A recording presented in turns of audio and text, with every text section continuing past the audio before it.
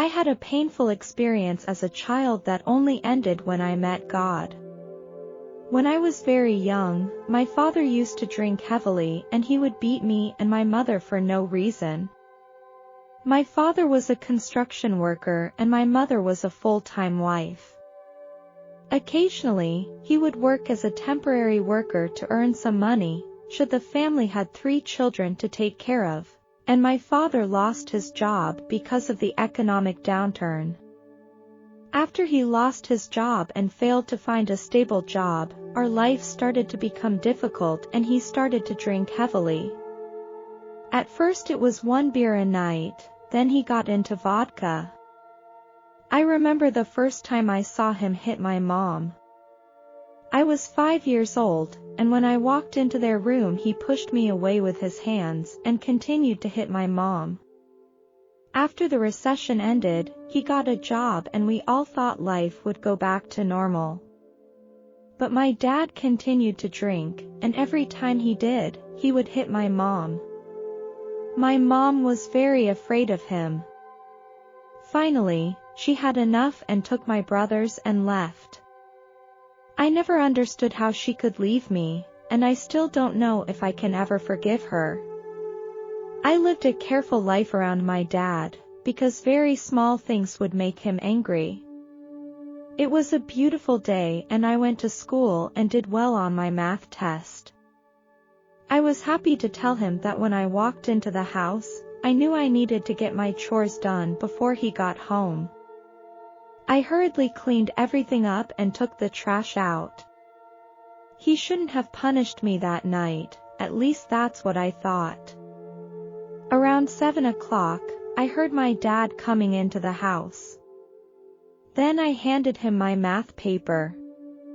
As I walked towards him, I could already smell the alcohol. "What's this?" he asked. "It's my math test paper. I wanted to show it to you and make you proud." He picked up the paper and I saw the familiar look in his eyes. "Why didn't you get a perfect score? Are you stupid?" he said vaguely. "I did my best," I said. "Who told you to talk back?" he yelled. When I started to cry, I knew what was about to happen. I curled up into a ball to soften the blow. I screamed out in pain over and over again. This only made him angrier, and then it felt like a wooden stick had hit the top of my head. My body became powerless and deep down I knew I was dead.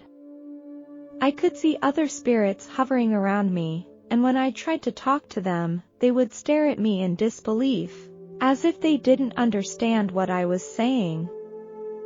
Finally, an angel came up to me and welcomed me.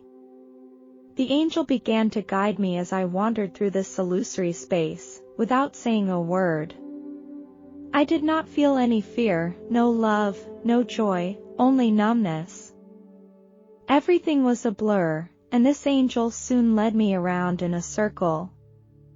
Then we stopped in front of him. I thought it was another angel, but the previous angel told me that it was Jesus, the Son of God. He didn't speak and his lips didn't move, but I knew the voice belonged to him. I asked him where we were. He said, "We are between life and death." He told me that he knew what had happened and the pain he had experienced before I came here. I asked him why he let the violence continue and why he didn't make it stop. I remember that when I questioned him, he couldn't help but shed tears. Jesus put his arms around me, and I knew he was hurting my child. "Every blow you felt, I felt it." "Then why didn't you stop it? You could have struck him down at any time." "Why?" I asked. He didn't answer, he just held me tighter. I finally stopped struggling, gave up, and let the love flow to me. I can't remember the last time I experienced this kind of love. Jesus looked up and I knew from the look in his eyes that I was going back.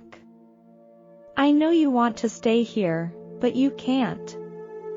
He told me. Why? I don't want to go back. I don't want to go through this pain again. I cried. You won't go through this hurt again. He assured me.